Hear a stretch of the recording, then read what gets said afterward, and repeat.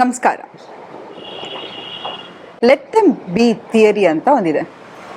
ಏನು ಅಂತ ಹೇಳಿದ್ರೆ, ಜೀವನ ಇಡೀ ನಾವೇನು ಮಾಡ್ತಾ ಇರ್ತೀವಿ ಗೊತ್ತಾ? ನಮ್ಮ ಜೀವನದಲ್ಲಿ ಎಷ್ಟೋ ಸತಿ ಯಾವುದ್ಯಾವುದೋ ಮನಸ್ಸಿಗೆ ತುಂಬ ಆಘಾತ ತರ್ತಕ್ಕಂಥ ಘಟನೆಗಳು ನಡೀತಾ ಇರುತ್ತೆ. ಆದರೆ ನಾವೆಲ್ಲ ಸತಿ ಕೆಲವು ಸತಿ ಗ್ರಹಗತಿಗಳು ಸರಿಯಿಲ್ಲ ಅಂತ ಹೇಳ್ತೀವಿ. ಯಾರೋ ಏನೋ ಶಾಪ ಹಾಕ್ಬಿಟ್ರು ಅಂತ ಹೇಳ್ತಿರ್ತೀವಿ. ಇಲ್ಲ ಯಾರೋ ಏನೋ ಮಾಡಿಸ್ಬಿಟ್ಟಿದ್ದಾರೆ ನಮಗೆ ಅಂತ, ಇಲ್ಲ ಯಾರೋ ದೃಷ್ಟಿ ಹಾಕ್ಬಿಟ್ಟಿದ್ದಾರೆ ಅಂತ. ಇಲ್ಲ ಅಂತ ಹೇಳಿದ್ರೆ ಕೆಲವು ಸತಿ ನಾನು ಹೇಳಿದ ಮಾತು ಎಲ್ಲರೂ ಕೇಳಿದ್ದಿದ್ರೆ ಇವತ್ತು ನಮಗೆ ಈ ಪರಿಸ್ಥಿತಿ ಬರ್ತಾ ಇರಲಿಲ್ಲ. ಹೀಗೆ ಪ್ರತಿಯೊಂದು ನಮ್ಮ ಜೀವನದಲ್ಲಿ ಆಗ್ತಕ್ಕಂತಹ ಘಟನೆಗಳನ್ನು ಬೇರೆಯವ್ರ ಮೇಲೆ ನಾವು ಯಾವಾಗಲೂ ಬ್ಲೇಮ್ ಹಾಕ್ತಾನೆ ಇರ್ತೀವಿ. ಆದರೆ ನಿಮ್ಗೊಂದು ವಿಷಯ ಗೊತ್ತಾ? ನಮ್ಮ ಜೀವನದಲ್ಲಿ ನಮಗೆ ಆಗ್ತಾ ಇರೋದು ಎಲ್ಲದಕ್ಕೂ ಮೂಲ ಕಾರಣ ಯಾರಪ್ಪ ಅಂತ ಹೇಳಿದ್ರೆ ನಾವೇ. ಆದರೆ ನಾವು ಯಾವತ್ತೂ ನಮ್ಮ ಪ್ರಾಬ್ಲಮಿಗೆ ಅಕೌಂಟಬಿಲಿಟಿಯನ್ನು ಕೊಡಲ್ಲ. ಎಷ್ಟೋ ಸತಿ ನೋಡಿ, ನಾವೆಲ್ಲರೂ ಭಗವಂತನ ಪ್ರೀತಿ ಮಕ್ಕಳು ಅಲ್ವಾ? ಆದರೆ ನೀವು ನಿಮ್ಮ ಮಕ್ಕಳಿಗೆ ಕಷ್ಟ ಕೊಡಬೇಕು, ಶಿಕ್ಷೆ ಮಾಡಬೇಕು ಅಂತ ಇರ್ತೀರಾ? ಇಲ್ಲ. ನಿಮ್ಮ ಮಗು ಏನೋ ಒಂದು ಚಾಕ್ಲೇಟ್ ಕೇಳುತ್ತೆ, ಅಥವಾ ಅಪ್ಪ ನನಗೆ ಆಟ ಆಡೋಕ್ಕೆ ಬ್ಯಾಟ್ ಕೊಡಿಸು ಅಂತ ಕೇಳ್ತೆ. ಇವಾಗ ಕೊಡ್ಸಲ್ಲ ಕಣೋ, ನಿನ್ನ ಮಾರ್ಕ್ಸ್ ತೆಗಿ, ಅದಾದಮೇಲೆ ನೀನು ಏನಾದ್ರು ಚೆನ್ನಾಗಿ ಸ್ಕೋರ್ ಮಾಡಿದ್ರೆ ಖಂಡಿತ ಕೊಡಿಸ್ತೀನಿ ಅಂತ ಹೇಳ್ತೀರಾ.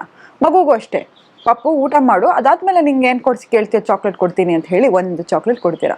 ಹಾಗೇ ನಿಮಗೆ ಹೇಗೆ ನಿಮ್ಮ ಮಕ್ಕಳಿಗೆ ಯಾವಾಗ ಏನನ್ನು ಕೊಡಬೇಕು ಅಂತ ಗೊತ್ತಿದೆಯೋ, ಭಗವಂತನಿಗೂ ಹಾಗೆ ನಿಮಗೆ ಯಾವಾಗ ಏನನ್ನು ಕೊಡಬೇಕು ಅನ್ನೋದು ಗೊತ್ತಿರುತ್ತೆ. ಎಷ್ಟೋ ಸತಿ ನಮ್ಮ ಜೀವನದಲ್ಲಿ ಯಾಕಪ್ಪ ನನಗೆ ಇಷ್ಟು ಕಷ್ಟ ಬರಬೇಕಾ, ಏನಕ್ಕೆ ಹೀಗೆ ಕಷ್ಟದ ಮೇಲೆ ಕಷ್ಟ ಬರ್ತಾ ಇದೆ ಅಂತ ಹೇಳಿದ್ರೆ, ನಿಮ್ಮ ಫೋಕಸ್ ಎಲ್ಲಿದೆ? ಕಷ್ಟದ ಮೇಲಿದೆ. ಆದರೆ ಎಷ್ಟೊಂದು ಒಳ್ಳೆ ವಿಷಯಗಳು ನಮ್ಮ ಜೀವನದಲ್ಲಿ ನಡೀತಾ ಇರುತ್ತೆ, ಅದು ಯಾವುದ್ರ ಮೇಲೂ ಕೂಡ ನಮ್ಮ ಮನಸ್ಸು ಹರಿತಾ ಇರಲ್ಲ. ಇವತ್ತು ಈ ಲೆಟ್ ದೆಮ್ ಬಿ ಥಿಯರಿ ಏನಪ್ಪ ಅಂತ ಹೇಳಿದ್ರೆ, ನೋಡಿ, ಯಾರು ಹೇಗಿರ್ತಾರೋ ಹಾಗೆ ಅಕ್ಸೆಪ್ಟ್ ಮಾಡೋದನ್ನು ಕಲ್ತ್ಬಿಡೋಣ. ಕೆಲವು ವಿಷಯಗಳು ನಮ್ಮ ಕಂಟ್ರೋಲ್ ಇರುತ್ತೆ, ಕೆಲವು ವಿಷಯಗಳು ಔಟ್ ಆಫ್ ಕಂಟ್ರೋಲ್ ಇರುತ್ತೆ. ಈಗ ನನ್ನ ಕಂಟ್ರೋಲ್ ಹೇಗಪ್ಪ ಅಂತ ಹೇಳಿದ್ರೆ, ಪ್ರಪಂಚದಲ್ಲಿ ಯಾರು ಏನೇ ನನ್ನ ಬಗ್ಗೆ ಕೆಟ್ಟದಾಗಿ ಮಾತಾಡಿದ್ರು ನನ್ನ ಮೇಲೆ ನನಗೆ ಆತ್ಮವಿಶ್ವಾಸ, ಧೈರ್ಯ ಇದ್ದರೆ ನಾನು ಎಲ್ಲಿ ಬೇಕಾದ್ರೂ ಬದುಕ್ಬೋದು, ಹೇಗೆ ಬೇಕಾದ್ರೂ ಬದುಕ್ಬೋದು, ಇದೆಲ್ಲವೂ ಕೂಡ ಸಾಧ್ಯ. ಆದರೆ ಯಾವಾಗ ಅವರೇನು ಅನ್ಕೊಂಡ್ಬಿಟ್ರು, ಅಯ್ಯೋ ಇವತ್ತು ನಾನು ವೈಟ್ ಶರ್ಟ್ ಹಾಕೊಂಡ್ಬಂದಿದ್ದೀನಿ, ಜನಗಳಿಗೆ ಇಷ್ಟ ಆಗತ್ತೋ ಇಲ್ವೋ, ಯಾರು ಏನು ಹೇಳ್ತಾರೆ, ಹೀಗೆ ಪ್ರತಿಯೊಂದನ್ನು ನಾವು ಆಲೋಚನೆ ಮಾಡ್ತಾ ಇದ್ದರೆ ನಾವು ಅವ್ರ ಜೀವನವನ್ನು ಹ್ಯಾಂಡಲ್ ಮಾಡ್ತಾ ಇರ್ತೀವಿ ಹೊರತು ನಮ್ಮ ಜೀವನವನ್ನು ನಾವು ಹ್ಯಾಂಡಲ್ ಮಾಡಲ್ಲ. ನೋಡಿ, ಬೇಗ ಮದುವೆ ಆದರೂ ಈ ಸಮಾಜ ಮಾತಾಡುತ್ತೆ, ಲೇಟಾಗಿ ಮದುವೆ ಆದರೂ ಸಮಾಜ ಮಾತಾಡುತ್ತೆ. ಬೇಗ ಕೆಲಸಕ್ಕೆ ಸೇರಿಕೊಂಡ್ರು ಇನ್ನೊಂದು ಸ್ವಲ್ಪ ಓದ್ಬೋದಿತ್ತಲ್ವಾ, ಏನಕ್ಕೆ ಅಷ್ಟೊಂದು ಅರ್ಜೆಂಟ್ ಇವನಿಗೆ ಕೆಲಸಕ್ಕೆ ಸೇರ್ಕೊಳ್ಬೇಕು ಅಂತ ಏನಾರು ಅರ್ಜೆಂಟ್ ಇತ್ತಾ ಅಂತ ಹೇಳ್ತಾರೆ. ಅತಿ ದೊಡ್ಡ ಶ್ರೀಮಂತ ಆದರೂ ಮಾತಾಡ್ತಾರೆ, ಯಾರು ತಲೆ ಮೇಲೆ ಹೊಡೆದ್ಬಿಟ್ಟು ಒಂದು ಇಷ್ಟು ದುಡ್ಡು ಸಂಪಾದನೆ ಮಾಡ್ದ ಅಂತ. ನಾವೇನೋ ಒಂದು ಕೆಲಸ ಮಾಡ್ತಿದ್ರು, ಅದ್ಯಾಕೆ ಇಂಥ ಕೆಲಸ ಮಾಡ್ತಿದ್ದಾನೆ, ಇನ್ನೊಂದು ಯಾವುದೋ ಒಂದು ಸ್ವಲ್ಪ ಫಾರಿನ್ ಗಿರಿನ್ ಕೆಲಸಕ್ಕೆ ಹೋಗ್ಬೋದಿತ್ತಲ್ವಾ ಅಂತ ಎಲ್ಲ ರೀತಿ ಮಾತಾಡ್ತಾ ಹೋಗ್ತಾರೆ. ನೋಡಿ, ಭಗವಂತ ಆಗಿರ್ತಕ್ಕಂಥ ಶ್ರೀಕೃಷ್ಣನಿಗಾಗಲಿ, ರಾಮನಿಗಾಗಲಿ, ಬುದ್ಧನಿಗಾಗಲಿ ಈ ಸಮಾಜವನ್ನು ಮೆಚ್ಚಲಿಕ್ಕಾಗಲಿಲ್ಲ.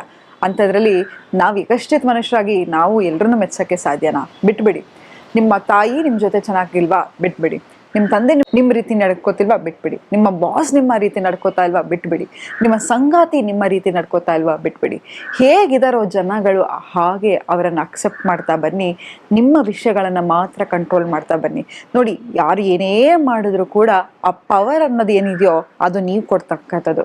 ನೋಡಿ, ನಾನು ನಿಮ್ಮನ್ನ ಬೇಜಾರು ಮಾಡಿಸ್ಲಿಕ್ಕೂ ಸಾಧ್ಯ ಇಲ್ಲ, ಖುಷಿ ಪಡಿಸ್ಲಿಕ್ಕೂ ಸಾಧ್ಯ ಇಲ್ಲ. ನೀವು ಯಾರಿಗೆ ಆ ಪವರನ್ನು ಕೊಡ್ತಿರೋ, ಆ ಪವರು ಅವ್ರಿಗೆ ಅಷ್ಟು ಇಂಪಾರ್ಟೆನ್ಸ್ ನೀವು ಯಾರಿಗೆ ಕೊಡ್ತಿರೋ ಆಗ ನೀವು ಅವ್ರಿಗೆ ಆ ಪವರ್ ಕೊಟ್ಟ ಹಾಗೆ. ಸೊ ಖಂಡಿತವಾಗ್ಲೂ ನಿಮ್ಮ ಸಮಸ್ಯೆಗೆ ನೀವೇ ಅಕೌಂಟಬಿಲಿಟಿ ತಗೊಳ್ತಾ ಶುರು ಮಾಡಿ. ನಿಮ್ಮ ಥಾಟ್ಸನ್ನು ಕಂಟ್ರೋಲ್ ಮಾಡ್ತಾ ಹೋಗಿ. ನೋಡಿ, ಪ್ರತಿಯೊಂದು ನಿಮ್ಮ ಮನಸ್ಸಲ್ಲಿ ಬರ್ತಕ್ಕಂಥ ಆಲೋಚನೆ ಯಾವುದು ನಿಜವಲ್ಲ. ಥಾಟ್ಸು ಕ್ಲೌಡ್ಸ್ ಥರ ಬರ್ತಾ ಇರುತ್ತೆ, ಹೋಗ್ತಾ ಇರುತ್ತೆ. ಅದಕ್ಕೆ ಯಾವಾಗ ಇಂಪಾರ್ಟೆನ್ಸ್ ಕೊಡ್ತಾ ಹೋಗ್ತೀರಾ ಅದು ಸೃಷ್ಟಿಯಾಗ್ತಾ ಹೋಗುತ್ತೆ.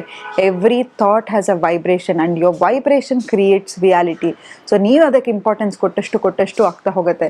ಸೊ ಯಾರು ಹೇಗಿರ್ತಾರೋ ಅವರನ್ನು ಹಾಗೆ ಇಡಕ್ಕೆ ಬಿಟ್ಬಿಡಿ. ನಮಗೆ ನೀಡಿರುತ್ತಪ್ಪ ಅಂತ ಹೇಳಿದ್ರೆ ಅವ್ರನ್ನ ಬದಲಾಯಿಸ್ಬೇಕು, ಇವ್ರನ್ನ ಕಂಟ್ರೋಲ್ ಮಾಡಬೇಕು ಅಂತ. ಆದರೆ ನಮಗೆ ಕಂಟ್ರೋಲ್ ಮಾಡೋಕ್ಕೆ ಸಾಧ್ಯನಾ? ಇವತ್ತು ನಾನು ಅನ್ಕೋತೀನಿ, ನಾನು ಬೆಳಗ್ಗೆ ಎದ್ರು ಜಿಮ್ಗೆ ಹೋಗಬೇಕು, ಆಯಿಲಿ ಫುಡ್ ತಿನ್ನಬಾರ್ದು, ಜಂಕ್ ಫುಡ್ ತಿನ್ನಬಾರ್ದು, ವೀಕೆಂಡ್ ಪಾರ್ಟಿ ಮಾಡಬಾರ್ದು ಅಂತ. ಆದರೆ ನಮ್ಮ ಮಾತು ನಾವೇ ಕೇಳಲ್ಲ. ಎಷ್ಟೋ ಸತಿ ಅಯ್ಯೋ ಬಿಡು ಇವತ್ತು ಆಗಲ್ಲ ನನಗೆ ಜಿಮ್ಗೆ ಹೋಗೋಕ್ಕೆ, ಇವತ್ತು ಬಿಡು ವರ್ಕೌಟ್ ಮಾಡೋಕ್ಕಾಗಲ್ಲ, ಇವತ್ತು ಹೆಲ್ದಿಯಾಗಿ ತಿನ್ನೋದು ಬೇಡ, ಇವತ್ತೊಂದಿನ ಒಂದು ಬೋಂಡ ತಿನ್ಬಿಡೋಣ ಅಂತ. ಹೀಗೆ ಎಲ್ಲವನ್ನು ಮಾಡ್ತಾ ಇರ್ತೀವಿ ಅಲ್ವಾ? ಸೊ ಹಾಗಾಗಿ ನಿಮ್ಮ ಮೇಲೆ ನಿಮಗೆ ಹತೋಟಿ ಇರಲಿ. ನಾವು ಯಾವಾಗಲೂ ಹಾಗೆ ನಮ್ಮನ್ನು ನಾವು ಬದಲಾಯಿಸ್ಕೊಳ್ಳೋಕ್ಕೆ ತುಂಬ ಕಷ್ಟ ಆಗಿ ಬೇರೆಯವರನ್ನು ಬದಲಾಯಿಸ್ತಾ ಹೋಗ್ತೀವಿ. ಸೊ ಇವತ್ತಿಂದ ಕಂಟ್ರೋಲನ್ನು ಬಿಟ್ಬಿಡೋಣ. ನಮ್ಮನ್ನು ನಾವು ಅಕ್ಸೆಪ್ಟ್ ಮಾಡ್ಕೋತಾ ಹೋಗೋಣ. ನಮ್ಮ ಜೊತೆ ಮುಂದಿನ ಸಂಚಿಕೆಯಲ್ಲಿ ಹೇಗೆ ರಿಲೇಷನ್ಶಿಪ್ಪನ್ನು ಇಂಪ್ರೂವ್ ಮಾಡ್ಕೊಳ್ಳೋದು, ಒಂದು ಮೈಂಡ್ಫುಲ್ ಟೆಕ್ನಿಕನ್ನು ಹೇಳ್ಕೊಡ್ತೀನಿ. MCBT ಅಂತ ಹೇಳ್ತಾರೆ, ಮೈಂಡ್ಫುಲ್ನೆಸ್ ಕಾಗ್ನೇಟಿವ್ ಬಿಹೇವಿಯರಲ್ ಥಿಯರಿಯನ್ನು ಹೇಳ್ಕೊಡ್ತೀನಿ ಅಂತ ಹೇಳ್ತಾ ಇವತ್ತಿನ ಸಂಚಿಕೆನ ನಾನು ಮುಕ್ತಾಯಗೊಳಿಸಿದ್ದೀನಿ. ಧನ್ಯವಾದಗಳು.